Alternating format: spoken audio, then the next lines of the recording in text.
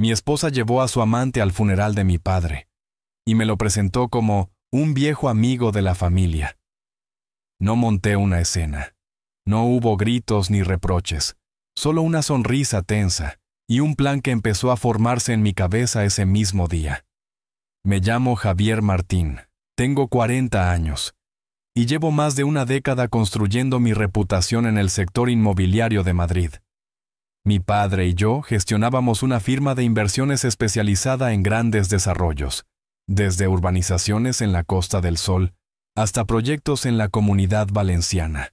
El apellido Martín pesaba en salas de juntas desde Bilbao hasta Málaga. Pero esta historia no es sobre éxito empresarial. Es sobre cómo descubrí que las personas más cercanas pueden ser las que más te destrozan. Y sobre cómo respondí. En septiembre de 2023, mi padre falleció tras 2 años de lucha contra un cáncer de páncreas. Pasé sus últimos meses repartido entre las reuniones en nuestro despacho de la Gran Vía y las visitas al Hospital Gregorio Marañón, viendo cómo se apagaba lentamente, mientras intentaba mantener a flote la empresa que él había levantado desde cero. El estrés era insoportable, pero nunca me quejé. Mi padre me enseñó que la familia siempre va primero. El funeral se celebró el 15 de septiembre en la Catedral de la Almudena. Mi padre había sido un referente en el sector y un hombre querido en la comunidad, así que esperaba una gran asistencia. Lo que no esperaba era ver a mi esposa, Laura, entrar del brazo de un desconocido. Ella lo presentó como Álvaro Campos, un viejo amigo de la familia. El nombre me sonaba, pero no lo ubicaba. No estaba para recordar caras de viejas comidas o reuniones de hace años. Sin embargo, lo que me llamó la atención no fue solo su presencia, sino lo cómodos que se veían juntos. La manera en que ella le rozaba el brazo al hablar, como él se inclinaba para susurrarle algo al oído durante la homilía, las miradas cómplices, como si compartieran secretos que yo desconocía.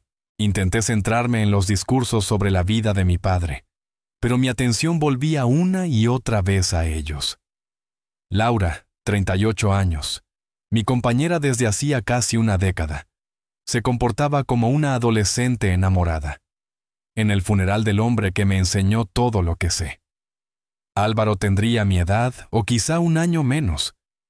Traje oscuro perfectamente entallado. Reloj caro.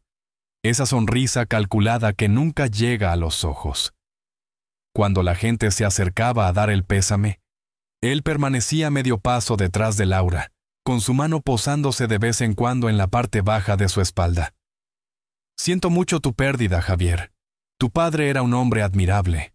Laura me ha hablado tanto de él. Me dijo al presentarnos. Mentira. En 9 años, Laura apenas había mencionado a mi padre unas cuantas veces, y siempre de pasada. Durante la recepción en el Casino de Madrid, no pude evitar seguir observándolos. Se movían como pareja, no como viejos amigos. Cuando Laura fue por unas copas, él no le quitó la vista de encima. Cuando volvió, le dio un whisky solo, sabiendo exactamente lo que le gustaba. Pero el verdadero golpe llegó cerca del guardarropa. ¿Estás segura de que este era el momento adecuado?, preguntó él en voz baja. Claro, respondió Laura. Además, dijiste que querías conocer a algunos de sus contactos. Sentí como algo helado me recorría el pecho. No era dolor, no era tristeza. Era la certeza de que no solo estaba enterrando a mi padre, sino que mi matrimonio acababa de morir allí mismo. No dije nada. No pregunté nada. Hice lo que mi padre siempre me enseñó en los negocios. Cuando alguien te traiciona, no reacciones. Planea. Reunir pruebas antes de mover ficha. A la mañana siguiente, 16 de septiembre, mientras Laura estaba en su clase de yoga en un gimnasio de Chamberí, marqué un número que llevaba años guardado en mi móvil. Antonio Ruiz, un investigador privado con el que había trabajado para verificar a socios y competidores. Antes de dedicarse al sector privado, Antonio había pasado 20 años en la Policía Nacional, la mayoría en la Unidad de Delitos Económicos. Su especialidad, encontrar la verdad sin dejar huella. Necesito una investigación completa sobre alguien, le dije sin rodeos. Álvaro Campos. Creo que trabaja en bienes raíces o finanzas, unos 39 años. ¿Tema personal o profesional?, preguntó. Ambos. Y que sea discreto, muy discreto. En menos de una semana, Antonio me entregó un informe que lo dejaba todo claro. Álvaro Campos, 39 años. Ejecutivo senior de cuentas en Iberia Desarrollos Comerciales.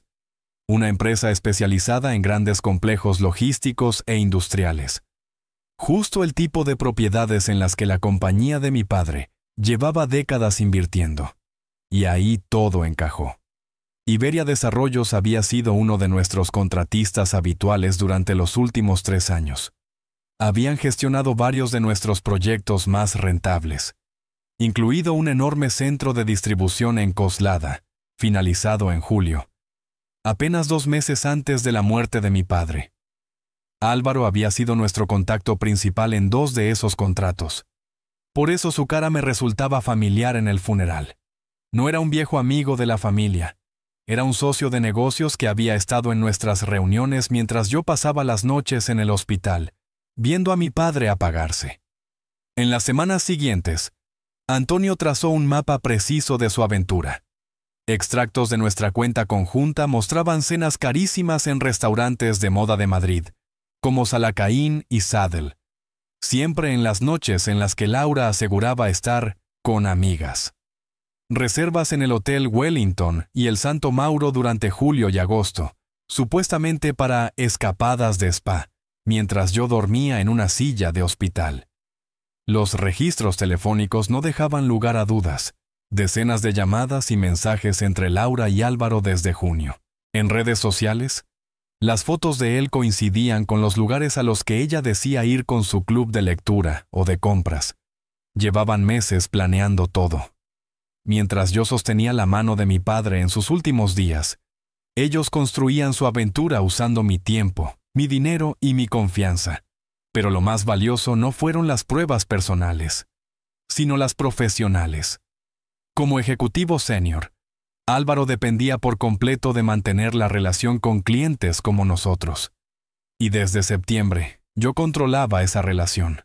También heredé algo más: el equipo legal de mi padre, uno de los bufetes más prestigiosos de España. Antes de morir, mi padre había incluido en todos nuestros contratos cláusulas de ética y cumplimiento estricto. Cualquier contratista que violara nuestra confianza podía ser despedido de inmediato, con posibilidad de exigir daños. En lo personal, la situación era delicada. Cuando Laura y yo nos casamos en junio de 2016, se negó a firmar un acuerdo prenupcial. Lloró. Me dijo que eso significaba que no confiaba en ella. Me acusó de no ser romántico. Yo, con 31 años y ciego de amor, acepté. Pero ahora la situación había cambiado. Tenía pruebas de adulterio y el patrimonio heredado de mi padre. Y aunque España no es un país donde el adulterio sea un delito, las pruebas podían pesar mucho en la negociación de un divorcio. Especialmente cuando demostraban que el matrimonio se había mantenido bajo falsos pretextos. Ese día entendí que no solo iba a recuperar lo que era mío, sino que iba a dejarles sin nada de lo que habían intentado robar. El 20 de septiembre me reuní con mi abogado, David Bernal, en su despacho de la calle Serrano. Revisó las pruebas que Antonio había reunido y el testamento de mi padre. Podemos argumentar que ella se casó contigo por interés económico, y que su infidelidad demuestra un patrón de engaño, explicó. Lo más importante, podemos preparar un acuerdo postnupcial que proteja tus activos heredados, sin que ella lo sospeche. El plan era sencillo en apariencia, pero quirúrgico en ejecución. Presentar el documento como parte de la planificación patrimonial tras la muerte de mi padre. Un trámite rutinario, como actualizar beneficiarios de seguros o ajustar cuestiones fiscales. Mientras el equipo legal trabajaba en esa cobertura, yo comencé mi contraataque profesional contra Álvaro Campos. En ese momento, su empresa, Iberia Desarrollos Comerciales, tenía 2 proyectos activos con nosotros. Una planta de producción en Getafe y un centro logístico en Alcalá de Henares. Ambos contratos incluían cláusulas de cancelación por conveniencia con 60 días de preaviso. El 25 de septiembre me reuní con su directora general, Patricia Molina. Estamos reestructurando nuestras relaciones con contratistas tras la muerte de mi padre, le dije. Queremos trabajar solo con socios estratégicos de confianza. En el sector inmobiliario esto es algo habitual. Cuando cambia la propiedad, cambian las alianzas. Patricia entendió. El 30 de septiembre, las notificaciones de cancelación salieron limpias, profesionales, citando un reajuste estratégico. No mencionaban a Álvaro, pero todos en Iberia sabrían perfectamente quién era el responsable de que perdieran a su mayor cliente. En el sector, el apellido Martín tenía peso. Mi padre había pasado 3 décadas construyendo relaciones con promotoras, arquitectos y constructoras desde Sevilla hasta Barcelona. Así que, cuando a principios de octubre se supo que habíamos roto con Iberia, las preguntas comenzaron a circular. Yo no atacaba directamente, solo dejaba caer frases estratégicas. Nos estamos enfocando en socios que compartan nuestros valores familiares, sobre todo integridad y discreción en momentos difíciles. Lo dije, por ejemplo, durante un almuerzo con el director de una gran promotora, que casualmente había asistido al funeral y había visto a Laura con Álvaro. No necesitaba explicarle más. En menos de 2 semanas, el mundo de Álvaro se empezó a desmoronar. Iberia perdió 3 contratos importantes, su sueldo basado en comisiones se desplomó, y su nombre en el sector empezó a oler a problema. Mientras tanto, preparé el momento de presentarle a Laura el acuerdo postnupcial. Lo hice el miércoles 15 de octubre, después de cenar y compartir una botella de vino. Desde la muerte de mi padre, ese pequeño ritual se había vuelto costumbre. Mi abogado dice que tenemos que actualizar la planificación patrimonial tras la herencia, dije, deslizando los documentos por la mesa. Beneficiarios del seguro, estructura fiscal, sucesión del negocio, lo típico cuando heredas una empresa. Laura, meticulosa como siempre con los papeles, empezó a leer. El trabajo de David fue clave. El texto parecía un simple blindaje fiscal y empresarial. Las cláusulas sobre adulterio estaban camufladas en la subsección 12.3b, definidas como incumplimiento grave de deberes fiduciarios matrimoniales que afecten a los intereses empresariales. Es muy detallado, comentó, hojeando. Pero si protege el negocio de tu padre, tiene sentido. Firmó en cada página marcada con notas adhesivas amarillas, sin imaginar que acababa de sellar su propia ruina. Con una simple firma, Laura había renunciado a cualquier derecho sobre mi herencia y aceptado una cláusula que anulaba su derecho a manutención en caso de adulterio probado. Ella lo vio como un trámite financiero. Yo sabía que era una trampa legal perfectamente tendida. A principios de noviembre, Álvaro Campos estaba contra las cuerdas. El 31 de octubre lo despidieron de Iberia Desarrollos, tras provocar la pérdida millonaria de nuestro contrato. Intentó recolocarse en otras firmas, pero en el sector inmobiliario las noticias vuelan. Nadie quería contratar al hombre que había hecho perder la cuenta a Martín. Supe por contactos que estaba llamando a puertas en empresas pequeñas de Valencia, Bilbao, incluso Oporto, intentando huir del círculo inmobiliario madrileño. Pero las relaciones de mi padre se extendían por todo el país. Un par de llamadas a viejos amigos y Álvaro se encontró vetado allá donde buscaba trabajo. La desesperación le llevó a cometer errores. A mediados de noviembre empezó a llamarme directamente, dejando mensajes cada vez más tensos. Javier, soy Álvaro. Creo que ha habido un malentendido. Podemos sentarnos a hablar. Esto está afectando a mi sustento.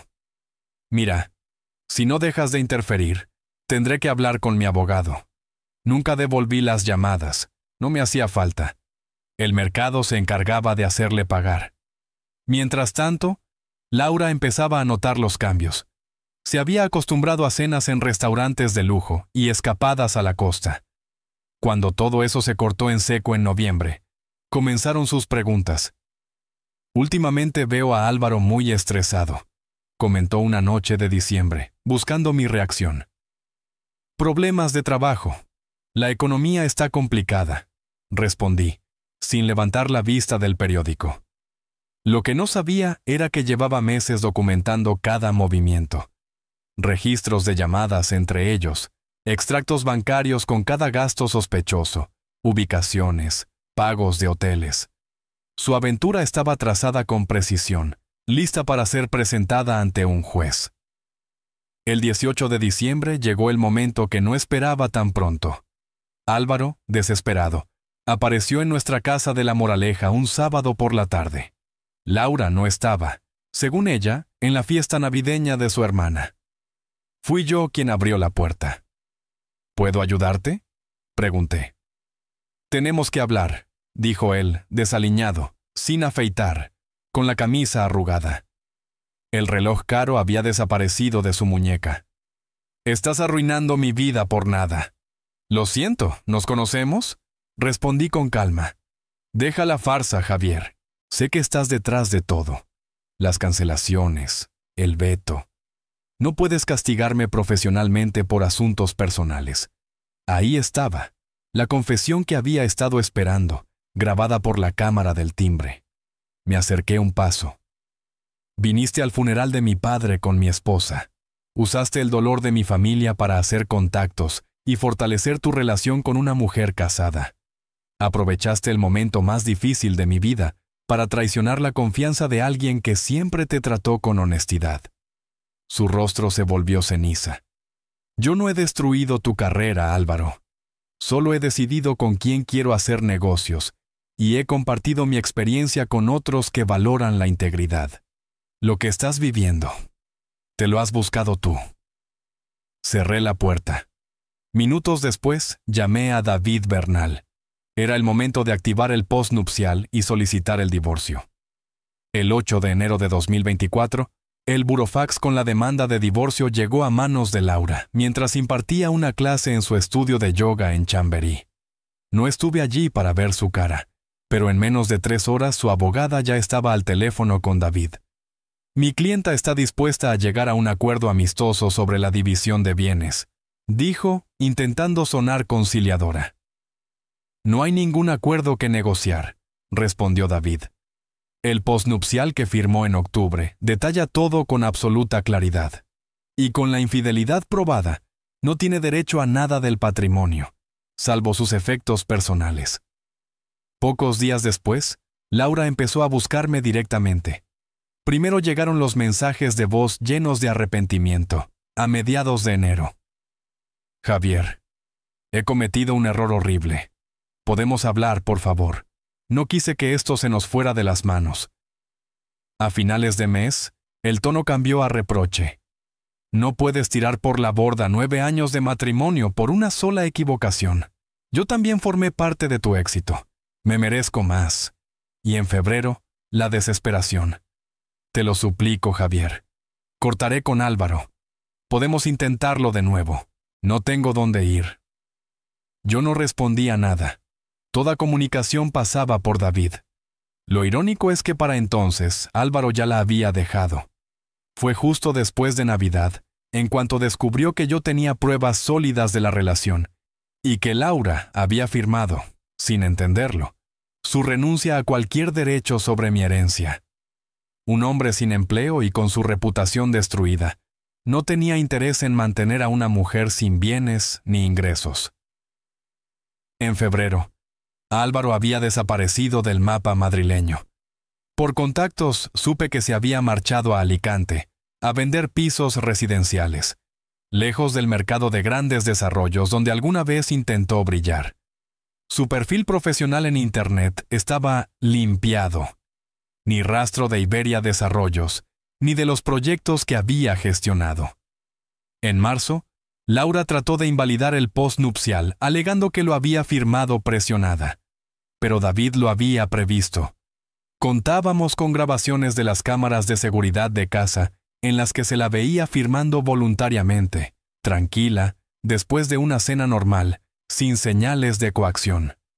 La evidencia de la infidelidad era abrumadora, Y los jueces españoles no suelen tener contemplaciones cuando hay fraude dentro del matrimonio. El 15 de mayo de 2024, la sentencia fue firme. Laura se quedaba con lo que marcaba el documento. Sus objetos personales, un BMW X3 de 2022 a su nombre, y una cuenta de jubilación de un antiguo trabajo. Ni un euro más, sin pensión, sin casa, sin participación en mis bienes o en la empresa. Se instaló unos meses con su hermana y, para junio, ya estaba fuera de los círculos sociales de Madrid. Me contaron que se había mudado a Valencia, pero no me interesó confirmarlo. Esa etapa me enseñó algo crucial.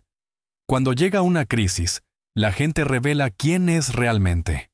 En el verano de 2023, mientras yo acompañaba a mi padre en sus últimos días, Laura eligió aprovechar mi dolor para su beneficio. Álvaro vio una oportunidad de explotar una relación comercial para ganar terreno personal. Pero entendí que la paciencia es más poderosa que la confrontación. Pude haberlos expuesto en el funeral, armar un escándalo.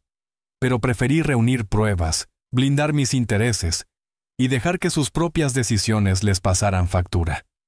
Mi padre siempre repetía que la reputación es el mayor activo que uno puede tener.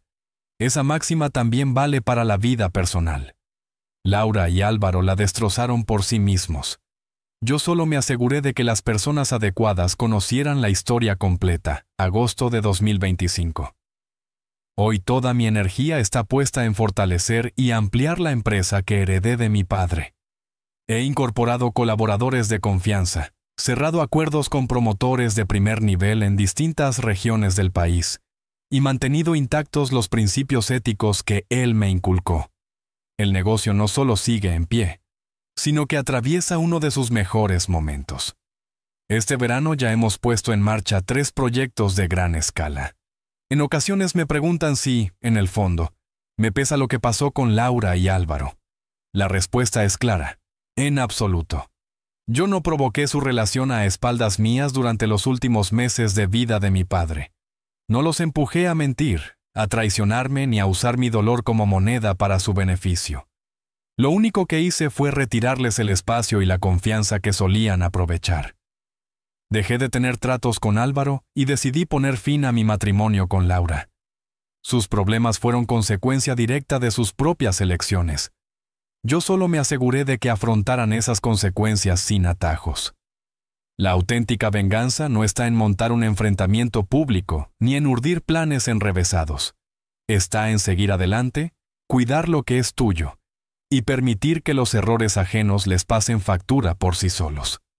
A veces, lo más inteligente es apartarse de la gente que envenena tu vida y dejar que se topen de frente con las repercusiones de sus actos. Sé que mi padre habría aprobado cada paso que di.